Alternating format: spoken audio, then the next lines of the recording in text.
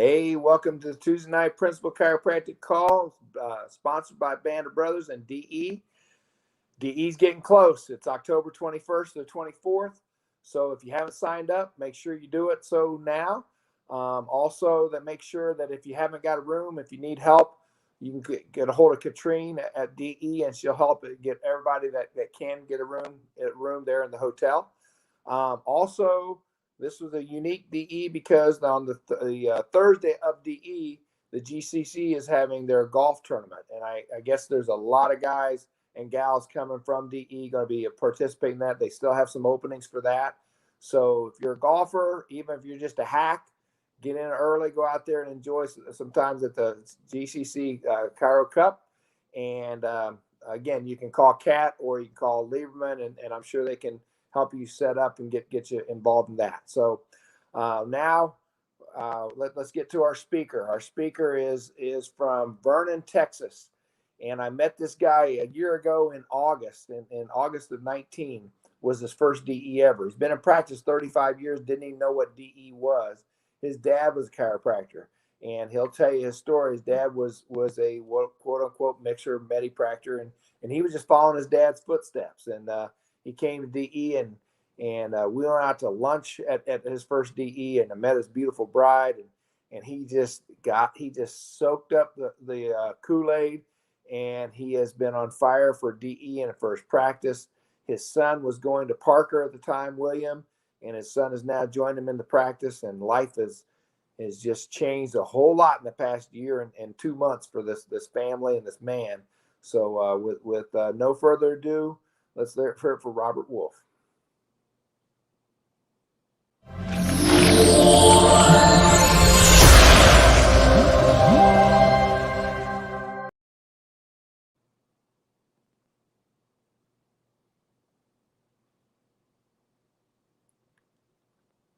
A little technical difficulty. Hold on 1 minute. Robert's coming.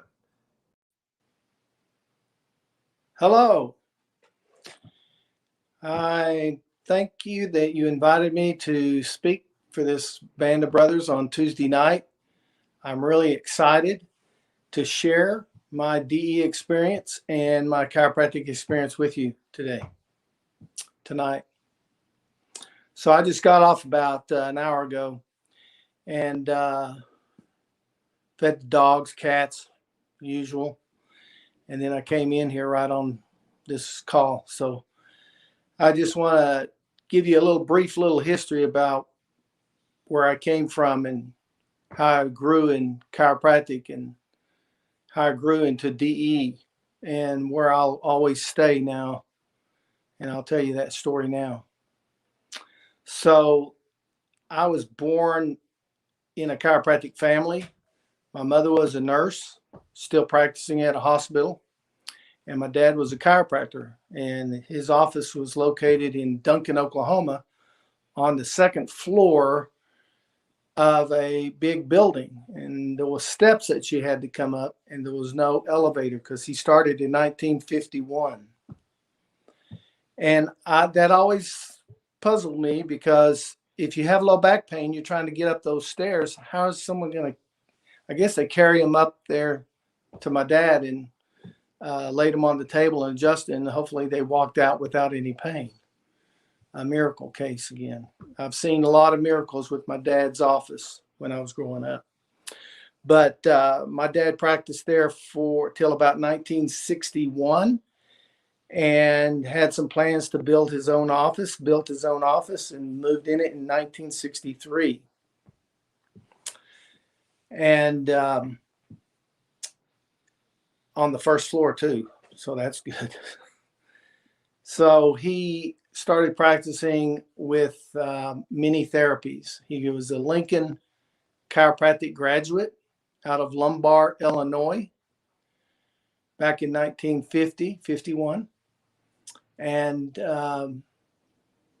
he started practicing then. And I got some of his old books, and some of his old books said $3 an adjustment. So I noticed that he was having $2 to $3 adjustments. And then he started going up in 1961. And they just started going up from there. That interested me too.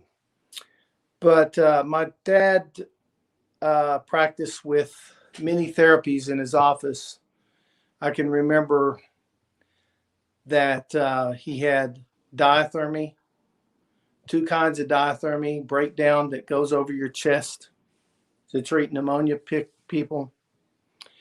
He had a steam cabinet that you lift up and take it in, shut it down, and at the end you'd turn on cold water and cool your body off. That was pretty awesome. He had put people that had the flu in it.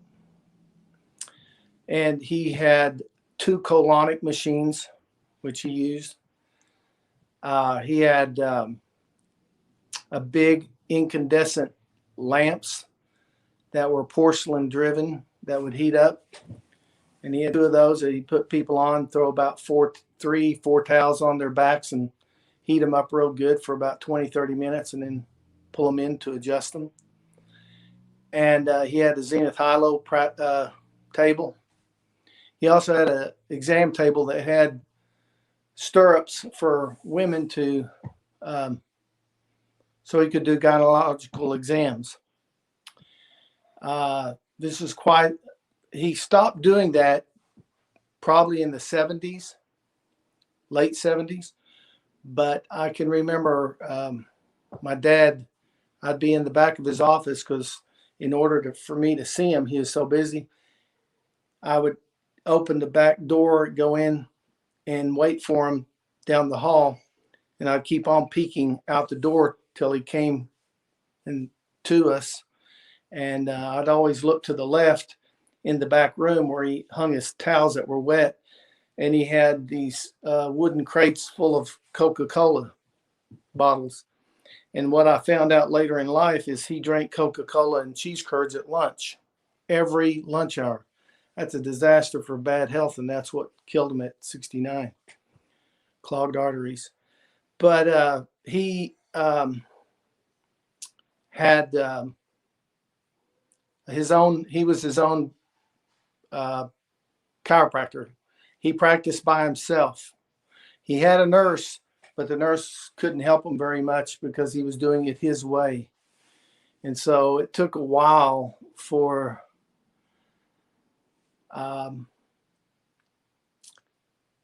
before the nurse figured out he didn't need me and left, and he would just route people in and out. He had one door coming in, they'd go over their therapy, go the next across the hall, do another therapy, and then he'd put them on the table.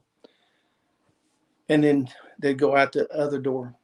What I found out about my dad is that I saw a lot of results of people coming in and walking out, doing real bad cases. They'd come in with a cane and walk without a cane. And that really amazed me. And what I found out he was doing is after all the therapy, he would run the neuroscope on their spines and check for subluxations, and he would do toggle recoil on their neck. But the toggle recoil was not done on a recoil table. It was done on the headpiece of the Zenith Hilo, and it was open in the air, and he would adjust straight down, and 9 times out of 10, you'd hear something move. So he was really contacting that atlas and adjusting it. And I think that's why he got the best results that he had, because he's using neuroclimeter. I still have an old piece of his equipment that whenever they evaluate the spine, it ran a graph out. So I still have his old machine there, but it's not working. And then I found 4 neuroclimeters that he used, but they're all inoperable. And I tried to get them fixed and could never get them fixed because the thermocouplers in there are obsolete. You can't buy those anymore. No one makes them anymore. So you got to buy a new one. But now we have Surface EMG and do a neuroclimeter reading with instrumentation that is electronic now. Thank goodness. My dad got excellent results in his office, and that's what spurred me on to become a chiropractor that I am now. At first, when I graduated from high school, went to a Catholic school for 2 years. After that, I went to Cameron University where I was going to study chemical engineering. And after 2 semesters there, my dad invited me to go to Texas Chiropractic College to visit their campus to see if I would like to go to chiropractic school. And I liked it, but I found out it was very expensive back then. So he offered to pay some, and so I agreed. And my main source of agreement was to find more about what chiropractic really was, because I did not feel like I knew enough to really say I want to be a chiropractor, besides seeing all the stuff that my dad did of people getting better in his office and coming in all hours of the day. See, my dad practiced from 7 o'clock in the morning. He'd go to work, and I would hardly ever see him in the morning. And then that night, he'd come home anywhere between 9 and 10 o'clock in the evening.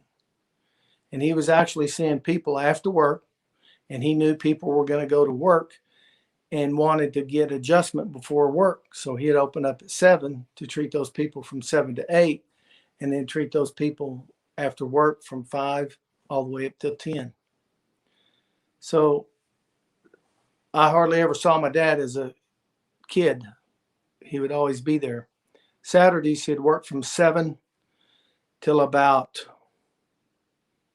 2, 3, 4 o'clock in the afternoon. And then on Sunday, he would go to work at around 8 and get off at 12. So he was working 7 days a week, and he did that for a good 25 years. And so I hardly ever saw my dad when I was growing up, except on weekends. And even then, he had chores for me to do to help him. Carrying manure in the back of his car. He had a Dodge Dart station wagon. We'd pull down the station wagon, throw human manure back there for the trees to grow. I remember that. That's crazy. So, my dad was very instrumental in my life. And when we went to TCC, I saw an experience that I didn't ever experience before. And when on the way back, I still had some questions I was asking my dad. And finally, when we got back to Duncan from that trip from Houston, I decided I'd go to chiropractic school. So I joined in 1980. And I graduated in 1985 because I took off about a couple semesters before I finished. And there I met Elmer Addington, who taught Blair technique. I don't know if anyone ever heard of Elmer Addington, but he practiced out of Lubbock, Texas, and he died there about 2 years ago, I believe. And he's the one that taught me upper cervical at Texas Chiropractic College, which I still use his technique today. And my son, who went to Parker and just graduated, this doesn't have a really grasp of toggling of C1 or C2. So I'm working with him, trying to get him educated on C1 and C2 and taking him to some seminars. So if anyone could text me some seminar information on that, I'd really, really would appreciate that. I don't mind traveling. So Elmer Addington was a big important factor because I started toggling. And in 85, when I graduated, I went to my dad to see if I could practice with him. That lasted about a week. And I decided I would work for another chiropractor.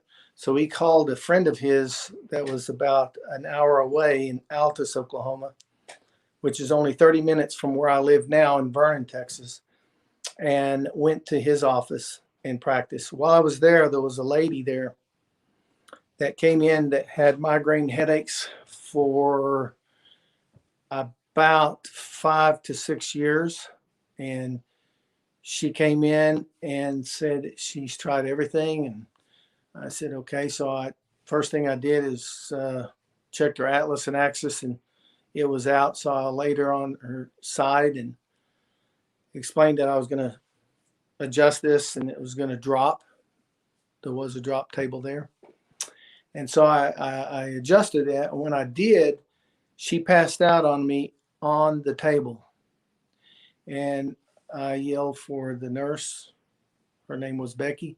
She came in and I said, get me an ice pack, put it on the back of her head and her forehead. She awoke immediately, didn't know where she was at, and calmed her down. And then she left, and I had told her to come back a couple of days. She never did come back.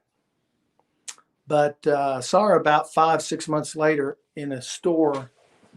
And when I saw her in the store, I asked her how she was doing and her headaches. And she said, oh, I hadn't had one since you did that. I said, how come you hadn't been back? Your body needs it. And she goes, I didn't come back because I don't have any more headaches. So I didn't educate her there. And there were several things I did wrong that I was still learning as a new associate doctor at that time. So I practiced with Bob Burdick in Altus for about a year, and then he wanted me to buy it, and I didn't buy it because it was in a residential section and he wanted too much money. So I decided to go across the border into Texas, and I had both Texas and Oklahoma license. So I went across the border, which is only 30 minutes from Altus. So I'm pretty close to the Oklahoma-Texas border, 15 minutes from the Red River that divides the two states, and practice here. Opened up with my wife and bought the usual electrical stem and had no colonics. I just had electrical stem, and I wanted a diathermy because I saw what it did for my patients, for my dad's patients for pneumonia. And I bought a diathermy unit, and that's how I started off. Electrical stem, diathermy, adjust. And I went to 2 buildings before I moved into this bigger building I'm in now that's 2,500 square feet. And I've been practicing solo since 2000. And my son just moved in with me now. I do toggle recoil and I do diversified. I try to adjust anywhere between 1 and 3 to 4 segments on everybody when they come in. So how did I get to become to know DE? Well, during my journey of being a chiropractor, 35 years in Vernon, Texas, I started off and my dad told me to go to Parker seminars. So I went to Parker seminars and went through there, and it just didn't seem to gel with me. So I went to PMA, and that was Peter Fernandez, and I went through his work, and it didn't work for me too well. Then I went with David Singer, and that worked for me. So I was with David Singer for, 10 years. And I had started getting a bigger practice. But all this time, sometimes I'd hit a stalemate and he'd say, oh, you need to come down to Clearwater, Florida to do some training. So I went down there to the org, Scientology, and did some work down there. And that worked for a little bit, but there were things that I thought, well, this is stupid. A person can find out themselves how to handle situations. And not that Scientology didn't teach me anything. It taught me something, but not for the amount of money that I spent with Scientology. So I got away from that and started getting on the internet and looking at different things to do. And I said, I want to be a straight chiropractor that does toggling and adjusting only. So I started going to Texas Chiropractic Society of Texas Chiropractors is what it's called, I believe. And I started going there for about 2 years. And there I met Chase Diaz, who told me to go to a DE, and he spurred me on. So I enrolled, and I went to my first DE in August 2019. And there, when I went, my wife was saying, now this is going to be like every other seminar we've been to in the past. You're gonna see it, and you're gonna do so much of it, and then you're not gonna do any more. And they're gonna want you to buy something. And so when we went, it was a different experience. And so I liked what I saw. And my wife, I asked my wife, Diana, if she would like to go eat with Andy Harding. And she said yes. And so during that dinner date with Andy Harding that evening, Andy said, are you going to get rid of your therapy when you get back? And I said, I don't know. He said, you're going to have to make a decision. So I started making a decision. I said, yeah. So I said, yes, I'll get rid of my therapy. And so when I got through talking with Andy, my wife was in agreement that she would support this and that she felt like this might work very well.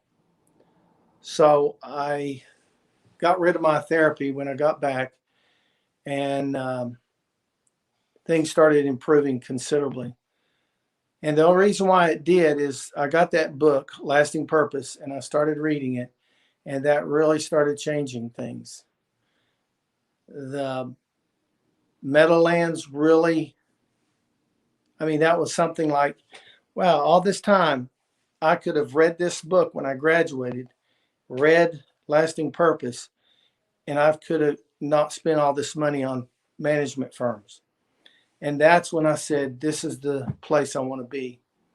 The people there showed love. People hugged. People really cared about you. They opened up their hearts about their experiences in life and what it means for them to be in DE and how it's changed their life. And Liz Rassel, talked to her, and bless her heart, she wanted me to get up there and speak whenever they had the round table, where they asked people to talk on Saturday. And I got up there and talked, and it was astonishing me because I couldn't see out of my right eye a little bit. It was kind of blurry, and it's been blurry for like 4 or 5 months. And I asked Liz to adjust me, and when she adjusted me, my right eye started focusing better. And I told her about it. I said, there's a miracle right there, because she adjusted my atlas. And that helped a lot. And that's what I spoke about when I stood up and told the people that this really changed my heart and why I wanted to become a DE member for the rest of my life. I think I'll become a DE member the rest of my life till the day I die. I just, I don't have any regrets. It was a process that I learned through in life. But one thing I did know is that if I had to do it again, I'd want to go to a life university or Sherman where they have solid principles behind them and philosophy, solid philosophy. The book that I had at TCC was Anything Can Cause Anything by Dr. Drain. And so that book was like, there was no BJ Palmer in it, and no 33 Principles of Chiropractic. And to this day, I am learning the principles of chiropractic. I memorized the first one, and I tell my patients that, and every now and then I'll get a hold of a patient who really understands what I said on that first principle. There's a universal intelligence in all matter that continually gives off all its properties and actions, thus maintaining it into existence. And when I say that to some people, they're just like, wow. And some of them tell me after the adjustment, I'll be going up front, getting another chart. They go, hey, doc, I really liked what you said about universal intelligence. I said, good. And those are the people that's going to stay with me. So I know by sharing the principles of chiropractic with your patients, they're the ones that are going to get the bigger message. And they're the ones that are going to stay with you in your practice. They're the ones that are going to be loving. They're the ones that are going to be your bird dogs, that are going to refer other people, that are going to love on you, and you love on them and hug on them. And one of the things I like about DE at one of the seminars, they don't do this every seminar, but they did it at one, is hug for 20 seconds.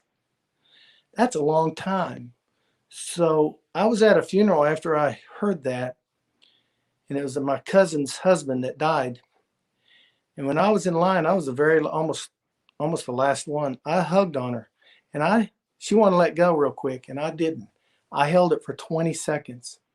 And after I did that, she kind of backed up and said, wow. I said, yeah, I learned this. It helps you calm down. She said, it really did. I really appreciate that. And that's a person who wasn't involved in, hey, we're going to do the 20-second deal. Everybody get involved. This is my cousin who didn't know anything about it, but she got the message. It did calm her down. So things that I learned at DE, I use in all my patients, and I continually want to learn more about what I learn at DE to use at my practice. And I'm continually evolving. I'm continually learning new things. My biggest thing that I'm going through right now is to teach my son the loving principle of chiropractic, to love, give, serve out of the true abundance of your heart and not to expect anything in return. He has a hard time with that, but he's getting it.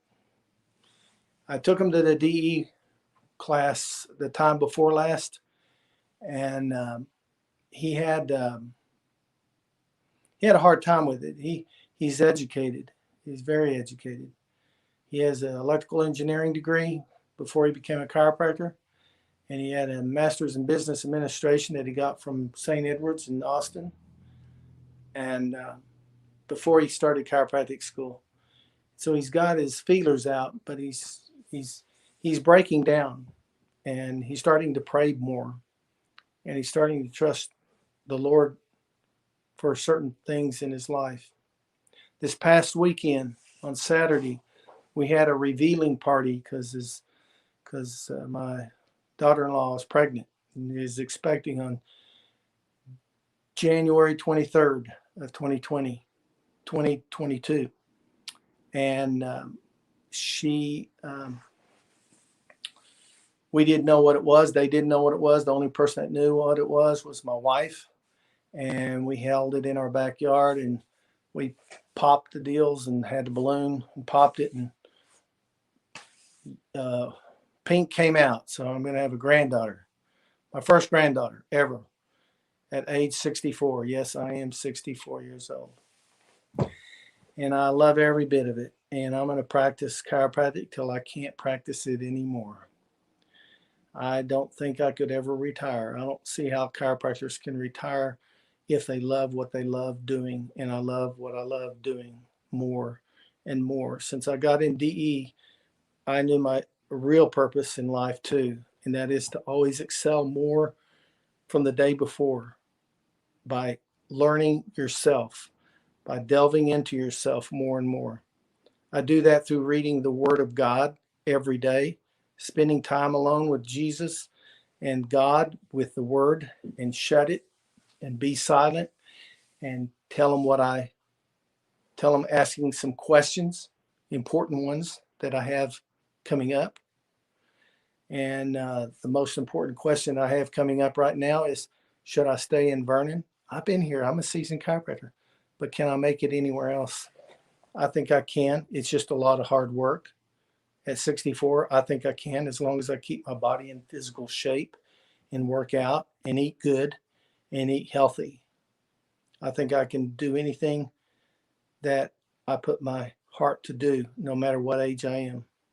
And I feel like if you coming up to an important decision in your life and you say, well, I'm too old to change. Well, who said that? Look at Abraham. He was 99 years old before he had his first child. Wow, that's something else. His first child by Sarah, not his first child because he had Ishmael. But no, just I trust Christ all the way. I believe DE helps me because I have like-minded people. I see you pray at DE. That's phenomenal. I don't think I've ever been to a seminar where they prayed. So that was great. So what I can tell you that I've learned in my past is whenever my practice starts to go a little down, I need to do one thing. I need to pull out my business cards and start passing them out to all my patients and say, hey, could you do me a favor? Could you pass 2 of these cards out to someone and tell them to come in and as a patient and get their power turned on? I've helped you, haven't I? Yes, yes, you have, they say. Good. I appreciate that. Oh, yeah, sure, doc. I don't do that all the time. I'll do that maybe once every 3-4 months. And so I get a lot of patients in that way. And the other way I get it is I'll take a couple of patients that have gotten real great results and put it up there. Like one patient was on 8 different medications, and I asked them to bring all the bottles in with 2 or 3 tablets in them. And I pasted it on the shadow box that you can get at Hobby Lobby. And I put their picture in it and something about where they came from, and a picture before and a picture after, and with their permission and written permission. And people stop and look at those shadow boxes and read them. And so that helps me with my referrals in my office also. Not to mention the people that get better and get referrals off that way and tell others, hey, you should go to Dr. Wolff. I'm in a town of about 10,600 people now, and I draw off for about 16,000. But if you go 32 miles, I draw off about 32,000 people. I'm the only chiropractor in my town, and no one seems to want to come to this desert unless you like desert. I came here with the purpose of helping people. And I'm 3 hours from Dallas, 3 hours from Amarillo, 3 hours from Lubbock, 2 hours from Abilene, Texas, and I'm about 2.5 hours from Oklahoma City. So I've got plenty of things to do and go. I go to quite a bit to Dallas now, and because my son lives there, and he's just coming up here 4 days a week and going back home during the weekend to his wife, who is my daughter-in-law, who is a geneticist at was the University of Southwest. Now she's working for some LabCorp, I think. So I think that's all I have to share. I appreciate you having me tonight, and I love learning. And hopefully you've learned something from me and learn who I am. And as you can tell, my voice is a little nervous. Thank you. May God bless you.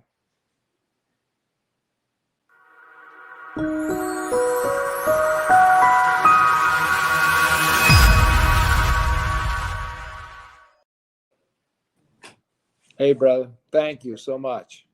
You know, you said a lot. 34 years in practice, and you're still learning every day, right?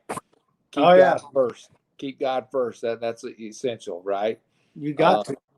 And the fact that the simple, I mean, how many people have you brought to DE since you came? A bunch of students and your son. You brought a lot Two. of people, haven't you?